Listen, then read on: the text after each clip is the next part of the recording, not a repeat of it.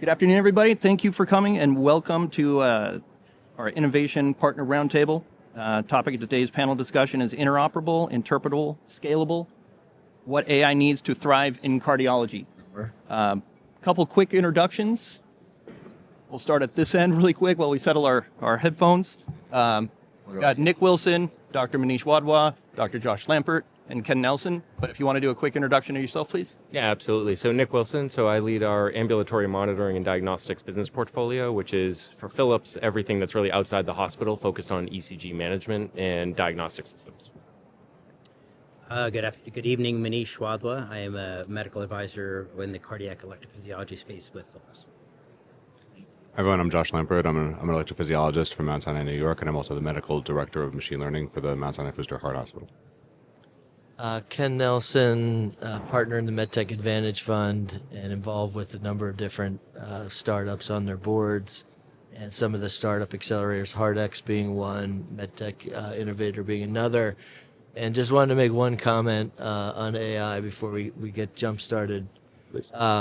I feel like the more I learn about AI, the less I really know about AI. And when I sit with people like Josh or Manish and they start talking about it, then I really know how little I know. So I think part of this panel, maybe even just talking about some of the basic principles, and I don't know if you wanted to kick off with that, but I think it's moving at such a pace it's hard to keep up with how things are evolving. And so I don't know if we want to start with some of just basics, just to help people that aren't that familiar with AI. Sure. I'm happy to jump in. Sorry. So this can very rapidly devolve into a rabbit hole of AI techniques. But I think one of the basic tenets for everyone to understand is, how do models learn? And there's different types of training. There's supervised learning, there's unsupervised learning, etc. So I think just to keep to those two for the moment, supervised learning, all that means is that you have some input, let's say an apple, and you have an expert, right? I am an expert in apples. I go apple picking, I know all the different subtypes of apples, and I show an example of an apple to a model and tell it this is an apple. And then if you were to prompt the model and give it another input, it'll be able to classify that input as an apple for its output. Unsupervised learning is you don't have an expert involved and you allow the model to understand relationships amongst the data. So if you have, for example, an apple, an orange, grapes, cherry tomatoes, it'll learn the differences and be able to cluster those groups together. And so this is shown helpful for clustering phenotypes, for example, in patients with heart failure. So I think just from a model training, how models learn, that's one thing to understand. The other thing for, I think, everybody to appreciate is how the mathematics and statistics works in all of medicine, right? And what do these model outputs mean? So a first general understanding is that we use tools and clinical risk scores in all of medicine. And just to start this, just in the audience, just raise your hand if you use the CHA2DS2-VASc score to decide on any anticoagulation decisions in AFib. Right? Good, everybody, right? So we've accepted the CHA2DS2-VASc score, which has an area under the receiver operating characteristic curve of 0.6. So that is a population level estimate to discern, okay, this model is likely to classify a high risk patient as high risk and a low risk patient as low risk. That's what the area under the receiver operating characteristic curve denotes, with a score with a 0.5 being chance and 1 being a perfect classifier. And that's what we use to assess in part some of the performance of a lot of these tools that we're using in clinical practice. And all of these tools have what we understand as a marginal validity. And what that means is that they will be, on average, over a population, true, right? With 95% confidence. This goes to your 95% confidence or your estimation of uncertainty. But this is a problem, right? Because when we take these types of results, we then have to apply them to an individual in front of us. And that's actually quite challenging to do because it doesn't account for whether that person in front of you is an outlier. And there are other ways of doing this, and a lot of the more novel machine learning methods help us get to the root of how do I estimate what the risk or what I should do for the person in front of me. One of the other things to appreciate beyond that is what the output of a model will be for you. So some models will provide a binary output, meaning disease positive, disease negative at its most simple, but they can also provide a continuous output of probabilities. And I think just to, put a footnote at the end, kind of bookend this a little bit, and then we can continue the discussion, is if you receive a continuous output from a model, let's say to estimate your risk of developing atrial fibrillation from the 12-lead ECG, right? That continuous output actually doesn't mean anything. It'll look like a percentage, right? It'll be 0.67. It'll be 0.80. It'll look like it's a percentage, but it's not. And the reason for that is that oftentimes models will cluster predictions around 0 and 100% for the binary output. So that number itself actually doesn't mean anything. So if you take nothing else away from this, if you were provided with a score like that, you need to be sure on whether or not the model is well calibrated before you tell your patient that you have an X% of whatever outcome. Because otherwise, you're going to be telling a lot of people that their risk is either extremely low or extremely high when that's not true. So just understanding some of the mathematical concepts and how and what these model outputs mean, I think is really important. And hopefully that just sets the stage for a little bit more discussion. No, absolutely incredible. Just hearing you speak for a few minutes just shows the complexity. We could probably talk hours and if not days about this topic. And it's impacting all of our lives. Another show of hands, who else is using AI out there for anything in their daily life? Right, pretty much unanimously. So the adoption of AI has been quick, and the rate of innovation of AI is even faster these days. And if you look around the room, there's a lot of great work going on by everybody in here, and it's already being used today, right? So coming down to a practical matter, what are some of the current barriers to integrating AI-driven cardiac diagnostics in your practice today? Josh and Ken, we'll go that direction. So when you look at AI of, say, ECG or arrhythmia detection, I think cardiology was at the forefront of really diving into that. And I think, Philips really led the charge with the acquisition of cardiologs to say, hey, this is real. We need to get serious about AI. And that really kicked off a lot of interesting things. And now you have people like Dr. Lampert, who are publishing just incredible things that show that the ECG is just a window into so many other things and can tell you so many things about somebody's health, their different levels of heart disease and different overlapping chronic conditions.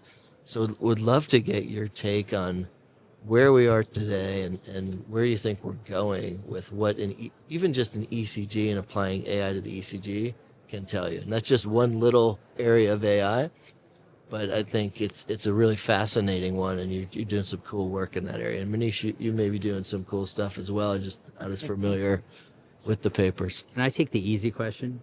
So the easy question is, what's preventing you from implementing it today? Well, the answer is we are implementing it, but as we note, it's being implemented in ways that we may not know. So obviously with cardiologs, there's an AI model that is actually helping us manage our patients in our clinic today. So we are using it in certain ways. But I think your question, Dave, was more along the lines of what's preventing us from using it in the ECG model today, is I think that's what you were kind of alluding to.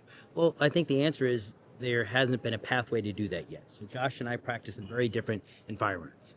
Josh practices at Mount Sinai in New York, a large institutional model. I practice in a 10-man private practice in San Diego, California.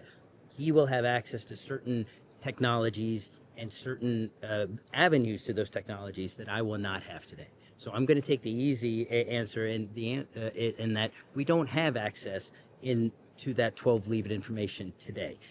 The second part of that is, okay, once we do have access, like Josh alluded to, we're going to need to understand how are we supposed to use it. I think that's a really important part of the equation, right? So whether you're getting a 67 as a continuous variable or you're getting a low or high risk, how do I interpret that data?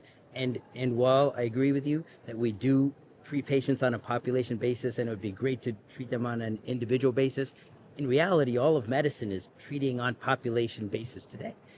there's a clinical trial, made it to it, doesn't matter what it is. We look at our patient and say, does this patient fit this made it 1 or made it 2 criteria, and hence, should I be treating them with a defibrillator, yes or no? So I would like to hear more about your thoughts on that.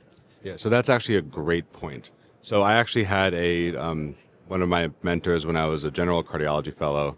I was seeing a patient who was a first-year fellow, and they had thyrotoxicosis, and I told my attending what their CHA2DS2-VASc score was, and he was kind of giving me one of these. He's like, that was not validated in that person. That's not a meaningful metric for them. They're not included in any trial. And it's great if you have an encyclopedic knowledge of every randomized trial, including the inclusion and exclusion criteria. That's great, and then you can fit a person into that trial. The problem is that's not reality, and also that's also a limitation, by the way, of all clinical risk tools, right? The inability to identify clinical outliers. So actually, just kind of on this point, I recently presented a late breaker in which we developed a tool that uses the entire electronic health record to automatically compute treatment recommendations for whether or not you should treat the person in front of you with an anticoagulant who has AFib. And this takes into account their individual risk of bleeding and stroke, as well as whether or not they would have a net benefit from treatment. And it does this on the patient level, right? And then computes a treatment recommendation for you, treat or do not treat. This, I think, is a direction kind of to what Ken was alluding to before, in where we're going. In that, and also as you were mentioning, it's our responsibility when we develop tools to make them scalable, to make them simple, understandable, to allow them to have the impact to help benefit patients. And I think that one of the limitations, one of the barriers, is sometimes the ego of a clinician, right? We spend years training. We like to feel good that we are doing the best possible thing for our patients. And sometimes, and in the near future, what that may actually look like is letting go a little bit to more modern mathematical approaches that statistically will do a better job than us, right? And while I do think it's important that we include population level statistics, right, because we're going to know how many patients you're going to need to screen to be able to, to benefit, right? To know what the number needed to treat is, to know what the negative predictive value is. Those are all great, but those don't incorporate the ability to quantify the uncertainty in the estimate. And more modern methods allow us to do that. And so I think by incorporating all those together, we kind of approach your concern is how you translate a model that was developed in one place to another in different practice settings, and to what you were mentioning in regards to how do we educate and make this simple and interpretable and understandable without having the need for everyone to go get a data science degree. I mean, part of this comes down, in my opinion, comes down to comfort level. And what level of comfort do you have using some of these AI tools? And I'll give an example. For people who are not believers, and there's still people that don't believe in AI or they think it's fake, and there's investors that will make dumb comments like that. But what I'd say is, if you're not a believer yet in the power of AI, go to San Francisco and go take a Waymo, one of the autonomous cars with no driver, and just take it from one hotel to another and just experience that. It's just absolutely fascinating. So then you get a little more comfortable and you might take it to the airport or something. But are we going to get, at least for me, I'm not going to get in a pilotless plane tomorrow and go for a pilotless plane flight. Just, even though it could be the safest thing in the world, if they're doing it with cars, you can probably do it with planes, but our comfort level just isn't there yet.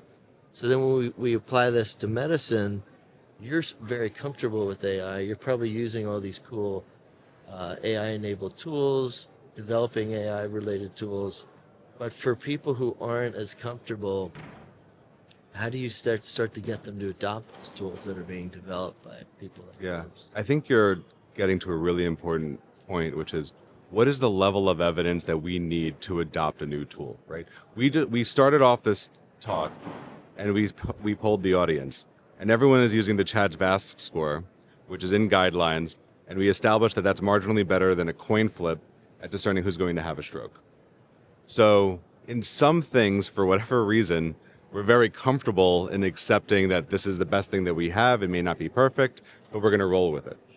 And I think that we are already showing, even before large randomized studies, that these new tools are vastly superior in their performance than we are, or that historical risk tools are. And yes, there are concerns. There's the possibility of introducing bias. There's whether it's calibrated well on a certain population. Certainly there are concerns. And by the way, these concerns can scale with these types of technologies greater than with others. So that's totally true. But I also think, and Ken, you may actually be able to opine on this a little bit more, is there's more than just the academic concerns, but there's also the financial concerns. What does this mean for payers? What does this mean for health systems, clinicians, right? If you introduce a new tool and it identifies 5,000 new patients a year that need care coordination, and the only way that you can make that financially viable is with the theoretical downstream productivity that results in, if it is reimbursed, is that enough for institutions to invest in the upfront infrastructure that you need to actually provide good care, right? Because those patients shouldn't just be a number on your list. Like, it's a person who has a lot of context that you need to develop. And I guess, a lot of you, have a lot of experience in this world. So I was wondering if you guys have any thoughts in terms of, there are now CPT codes, add-on codes for AI ECG. I wonder what you guys feel is, the viable way that there could actually be uptake of these technologies beyond just trust in them. Yeah. And I think, Josh, we see, and I'm sure, Ken, you've seen the same thing. Fundamentally, the short answer is, will an institution invest for downstream savings? No. Yeah. Will they invest if there's direct policy and coverage? Yes. I mean, I think that's fundamentally the short answer, which is, I think, why it's so important that we do have some of these temporary CPT codes emerging, so we can start to really understand in day-to-day clinical practice how these tools can be used. But if we go to a CFO today and say, hey, spend $100,000 and in 2 years you're going to save $5 million, they're never going to buy that math. What we do, and frankly, even payers aren't going to buy that math in this country, because every 18 months, payers lose a third of their population. So it's not actually their problem. It ultimately becomes CMS's problem with Medicare. So policy and coverage become the first threshold. I think the other thing we've seen, and Ken, you alluded to this when we talk about driving cars, right, is ultimately AI is an extractive technology. So I think the other decision is, how do you make sure that you set up an infrastructure that does the day job, right, of managing your workflows and what have you. The EMRs are a good example, but let you extract that technology to feed the work you're doing, so you can introduce it in the long term as policy and coverage expands. Because if you don't have that infrastructure to extract, you're not going to have the infrastructure to deliver at the end of the day either. But if you can't hit both of those and hit a near-term financial incentives, the institutions aren't going to invest. I think both of you just hit on a few things now. I'm hearing, scale, trust, confidence, reimbursement certainly plays into the conversation as well. But it's interesting obviously there's a broad sweeping application for a number of the AI tools out there. There's also some very niche use case scenarios, right? So from a clinician's perspective or an enabler, which I think we play in both sides, being a innovator and enabler, how do we design AI outputs that are clinically interpretable for a physician, right? Matches the operational model they're looking for without oversimplifying or overcomplicating the complexity. Can I start with this one? So I think it's imperative with any test that we order that we have some understanding of sensitivity, specificity, positive predictive value. In other words, if I order a test and I know the test is completely useless in that population, I really shouldn't order the test. But in order to make that determination, I have to understand the data behind it. And I do think that's where there is going to be a very interesting struggle that's going to come down line, because as I talk to my peers and institutions, and I speak to Nick in his travels, everyone seems to be working on an AI model. It doesn't matter which academic institution or which hospital system, everyone is working on an AI model. So I anticipate that 2 years from now, there are going to be 50 models or 100 models on the ECG for an ejection fraction. And then am I going to have to go through this and pick and choose? It's going to be eeny, meeny, miny, mo. Or, I mean, the way I'm going to have to do this is I'm going to have to look at a sensitivity, specificity, the positive predictive value, and then figure out which test to order. And I really don't know how we're going to do that. Is sensitivity more important? In other words, of all people that have a disease, if this is a screening test, is that the most important thing? I think it is. Or is positive predictive value the most important, meaning that if it's 10%, I'm going to get 10 studies and only one is going to be positive. So I'd like to hear some thoughts on how I should be approaching that, particularly if you're working in a more individual model versus what I think it's going to be is likely to be more of a population model. Yeah, I think that as long, at the end of the day, that we create all of these tools centered around what is going to be the benefit for the patient in front of me, then we will have the interpretability and trust that we need for all of these tools. To use, one of the projects that, we had recently presented, you can kind of do all of this in a way that is specific to the individual patient, but is also you can be decomposed to the individual elements that you can use for counseling. So, for example, using the anticoagulation recommendation tool that we described, you can break that down into what is your annual stroke probability, what is your annual bleeding probability, right? In the future, you can even take patient preference into account. Are you willing to accept a TIA if it means that you aren't going to hemorrhage and need to be in an ICU? And that may be, some people would rather, get the blood transfusions, right? If you're in a different population, Jehovah's Witness, where you can't accept blood and you don't want any bleeding whatsoever, your threshold that you would accept may be different than somebody else who says, I do not want any type of stroke under any circumstances as best as you can prevent it from me, right? But it's also the understanding of what is the context of each individual patient. And this is where I think from a payer perspective, knowing these population level statistics are helpful because it helps you estimate what the cost of a tool might be and also what the goal is for the patient. Do you want something to be a screening test for something terrible that you need to identify, or do you want to be a little bit more specific, right? But also more specifically to an individual patient, what is your probability? What is the goal for you? How do we keep you healthy, right? If you're sick, how do we get you better? And then when you're healthy, how do we keep you healthy? And I think that the value proposition is going to be a partial driver of this, and it has to come in this cohesive, synergistic type of scenario, right? For all patients, whether or not you are expecting a benefit for somebody, I think will help drive whether or not we're going to pick a certain tool, right? And also, if we learn from what other companies have accomplished, if you create an ecosystem that is easy to use, feasible, understandable, and simple enough, then the rest can generally follow. So it's interesting. One would think that the clinical utility, and to your point, the patient being forefront, clinical utility should be table stakes, right? But it's not that clear. It's not as easy just to leave it at that. But with all the great science and innovation going on in this room and by other companies out there, we're still struggling with clinical adoption, we referenced, and operational adoption. Which do you think trumps the other? I know one of your peers, Dr. Lampert, says data or workflow eats data for breakfast, right? So how do we balance those two and how do we overcome them?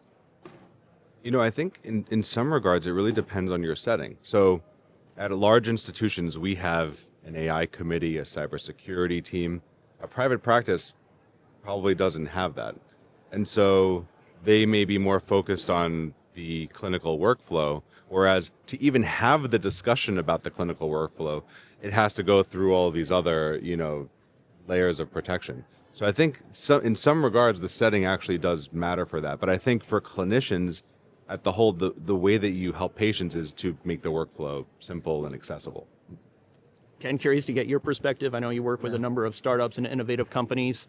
Nick, I'd love to have you weigh in on this as well, in the conversations you're having with prospective end users. So one of the things that I'm seeing a lot is you'll see silo's probably the wrong word, but you'll see pockets of the country or institutions that are doing this really cool AI work, and then I'll find another pocket, and I've actually brought this up to Josh before. There's competition happening between institutions, but how do we create more of a collaborative environment to where you could talk to another group, maybe even in New York City, who's doing something similar and say, we could double our patient population if we combine the data.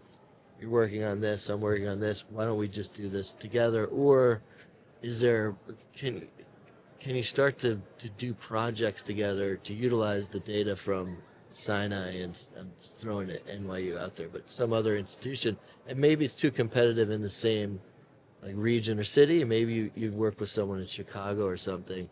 But are you starting to see that happen more? Yeah, I mean, I like to be collaborative, and there are ways of doing that where it actually mitigates any data concerns. Federated learning, where you don't have to give somebody the whole recipe of your model to be able to test it and validate it. So that we do collaborate and talk with each other and partner in certain instances to actually be able to do that. And I think I actually walking around and listening to some of the a lot of the sessions today, this point has come up a lot. Is how do we improve transparency and get people to cooperate more? And I think part of that is also how does that relate to the electronic health record, right? As we also know, and I'm curious if anyone else has any thoughts, Epic made some very big announcements that have caused a stir in the community over the features that they're going to be implementing, and how might that actually interact with what we're even allowed to in the future incorporate into the system, right? And then to more directly answer your question, I think we need to find payers, and CMS obviously is a major one, that are going to reimburse for the work that's being done. And I think it's hard for them to figure out how to price that out. But to have a one code for all bucketed RPM and one code for just AI, like it doesn't make any sense. They need to be way more. There need to be way more options based on the amount of work being done, the amount of, say, vital signs sensors or sensors that are being incorporated into that patient's care. And if there's overlapping chronic conditions that are being managed, that caregiver or multiple caregivers should be able to get reimbursed for that care that's being. I mean, I think you're really touching on the synergy that we need for a health system, right? Because right now, as these new tools are coming about, we have add-on codes, and all that's doing is increasing costs, right? But eventually, we are going to see the downstream impact of catching diseases earlier, avoiding those $1 million ICU admissions, right?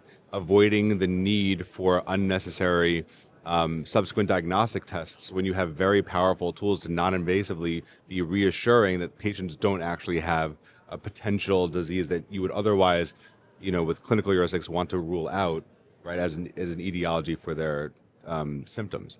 And so if we're able to incorporate all these together, we'll actually wind up likely having a cost savings for the health system as a whole, and then incentivize use of these new tools with these additional, financially viable ways of reimbursement.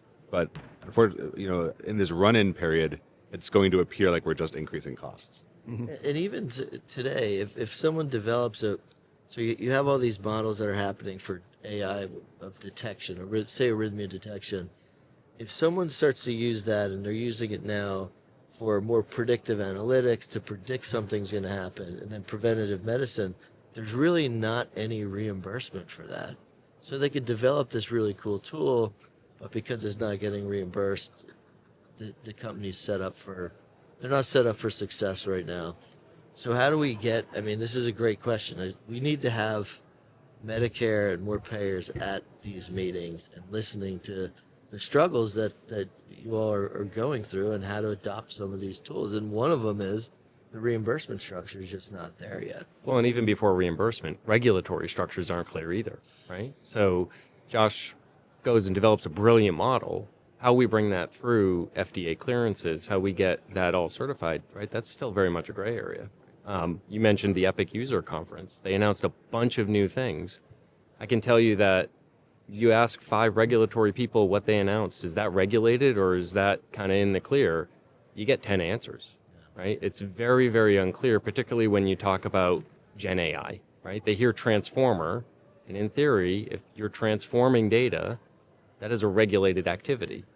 But it's the technology, it's not necessarily what is happening on the front end. So I think there's also the regulators need to catch up to the technologies as well, because they're still regulating, okay, we're going to do a 50,000 person controlled trial. It's going to be a widget that I can touch, I can feel. Is it, manufactured appropriately? All of that kind of goes out the window when it is a, expensive to build, nominal cost of zero to deliver digital product. And the MDDS framework, I don't think is going to really apply when we start to talk about new novel AI techniques. Also, to jump off the transformer discussion, given that we all acknowledged using AI tools, everyone should be very careful about what you put into any of these commercially available large language models. So the transformer concept is that it uses something called tokens, which is a unit of semantic meaning. It could be, let's say it's a word. And the reason why ChatGPT happened was because in 2017 there was a paper that came out called "Attention is All You Need" that described what we refer to as the self-attention mechanism that allows models to understand the relationship between a token to every other token, right? And so these large language models are large because you're talking on a scale of trillions of tokens. And what does this do? It learns the mathematical relationship to be able to give you the statistically most likely next response. So do not put any patient information to this. Don't put your financials into this, because statistically it's going to regurgitate that to somebody. Okay, and that's what allowed us to have ChatGPT. GPT stands for Generative Pre-trained Transformer. So that's all this is. It's all math at the end of the day. There's nothing magical about it. Whether or not you're using it to ask a question about data science, or you're using it to make a professional headshot for yourself based on a Facebook picture that from 10 years ago, it's all the same technology. Yeah. I mean, so clearly it's getting way too complex, and there's too many stakeholders involved. These decisions cannot be made in a silo, right? As a consumer of a lot of these tools and a promoter of a lot of these tools and enablement systems, how are you approaching governance and decision making? And when do you bring physician leadership into that conversation? So, does anyone else want to take this one before I? Well, since governance and leadership in our practice is us, I think I'll defer that question to you. So, at least at our institution, we again have a cybersecurity group that reviews the use of a tool from that perspective, and then we also have an AI committee in which they assess the use case. Why are you using this tool? What is the clinical use? Is it important? Is it something that we need, right? Or is it something that we're very good at doing already, right? What is the cost? What is the financial implication for the institution? Is there a risk to the patient? So there is, at some point, we're going to run into this problem, right? There's a difference in the result from a model output that is, okay, you have an ECG model, it thinks that the ejection fraction is low or that you have hypertrophic cardiomyopathy. Okay, so what's the next step after that? An echocardiogram. Ultrasound, no risk, no danger to the patient other than anxiety from having to undergo a diagnostic test. But there's no radiation, there's no catheters going in the body, no risk of having them wind up in the OR unexpectedly. But in the future, we're also going to have models identify things that will result in someone going for a procedure, right? Even right now, we have STEMI models that will identify patients who are having an occlusive MI for which they're going to be redirected to the cath lab, for which there's risk of coronary perforation, right? And if the model is wrong and that is not exactly what was happening, right? I mean, not that clinicians are so much better, but at scale, that can introduce a lot of extra risk. So one of the other governance aspects that our institution looks at is what is the risk to the patient if the worst case scenario happens. So for things that generally result in something safe, like an ultrasound, it's less of a big deal. But when we start talking as to you're going to wind up having surgery or you're going to have something invasive that can introduce additional risk, it's a little different of a conversation. Yeah, absolutely. Yeah, and I think it's interesting what Ken mentioned earlier, right? As you mentioned it, I think of the screen, right? Every man gets his prostate, his PSA checked. Every woman gets a mammogram. Men and women get a colonoscopy. These are all screens. So when I hear a marker, an ECG marker looking at EF or left ventricular hypertrophy or MR or aortic stenosis, I view that as a screen. That's very different than if it's AFib, where you're not necessarily saying that patient has AFib now, which clearly is not the case on the ECG, but you're saying that's the patient is going to have AFib in the future. Yeah. So I think we are also going to have to look at what exactly the model is telling us. Is this a screen for a current state, or is this a prediction for a future state? And then we're going to have to figure out, again, what those sensitivity, specificity, and positive predictive values are around those studies. And you bring up a really important point, and I want to springboard off of this. So if we use a model to predict, okay, you're going to have atrial fibrillation in the next year. Okay, that's great. And it'll inform us getting a monitor and to detect the disease. But we also know that there are other syndromes that are associated with adverse outcomes, like interatrial block, right? We used almost 5 million patients just using a prolonged P wave duration on the ECG on the inferior leads. We showed that interatrial block was associated with a lot of adverse cardiovascular outcomes and was independently associated with stroke, whether or not the patient was found to have AFib in the future. So then this brings us to the other question. How are we using these new tools, right? Are we using them to recapitulate what we as clinicians understand as a disease entity that we need to treat? I mean, I'm an EP, right? So atrial fibrillation, we're thinking, okay, rhythm control, right? We have a lot of data now that maintaining sinus rhythm is important and produces better outcomes, has mortality benefits in certain patient populations, right? But the bigger question is, okay, but there are other disease states that don't quite get to atrial fibrillation yet, for which there may be benefit to avoiding thromboembolism, right? And it speaks to the overall clinical state of the patient, right?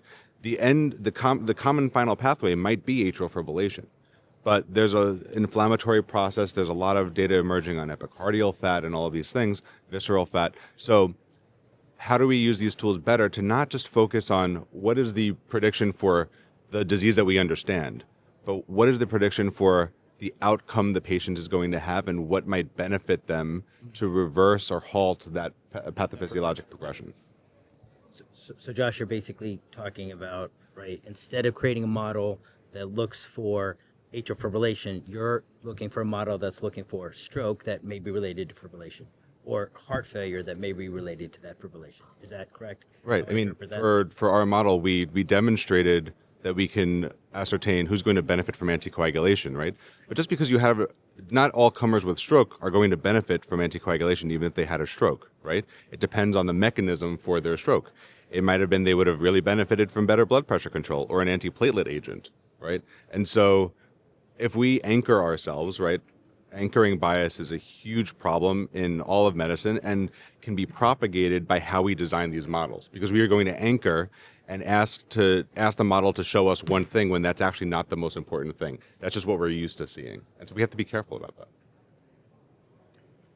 I think we have about 5 minutes left. Just wanted to circle around and see if anybody in the audience might have a question for anyone on the panel. They covered it great. All right, well then, with a few minutes to go, going to ask each of you for a parting comment. Anything about the direction you think we should be focusing on near term, or what we should be building for and collaborating on long term? Just some key takeaways of the conversation today. Start with you, Nick.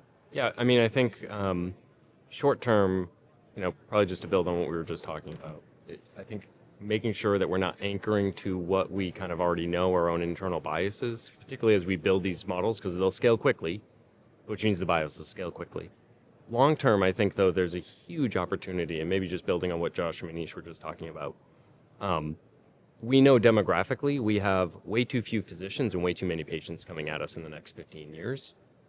Positively, these models also have the opportunity, just like we're seeing in the world with coding, with law, with other things that can be quantified, to democratize knowledge to non-specialists. I think there's a huge positive opportunity as they get more sophisticated, as they get anchored in clinical reality, to also take some of this knowledge and put it out to lower specialties, right? Who are ultimately, if we're catching people early enough, should be caring for them and helping change the course of the treatment. So hopefully fewer of them are even getting to see gentlemen like yourselves.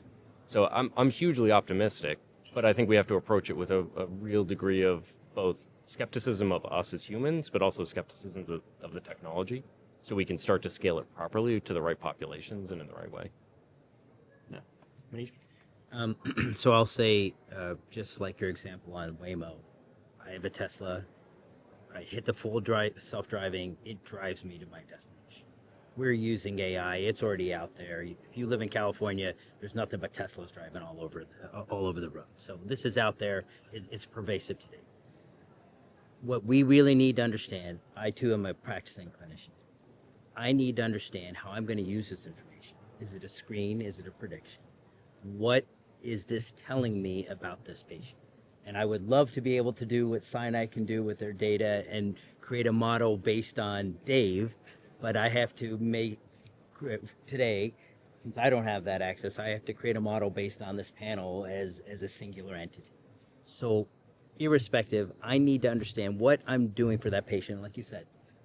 What's beneficial? What's harmful? Am I creating more anxiety? Am I ordering unnecessary tests? Am I going to have someone else chasing me around saying you can't see these patients anymore? So I think these are all the real practical questions that clinicians are going to have to struggle with. And we, not just a society, but I think academia really needs to help direct the direction that this goes in the future.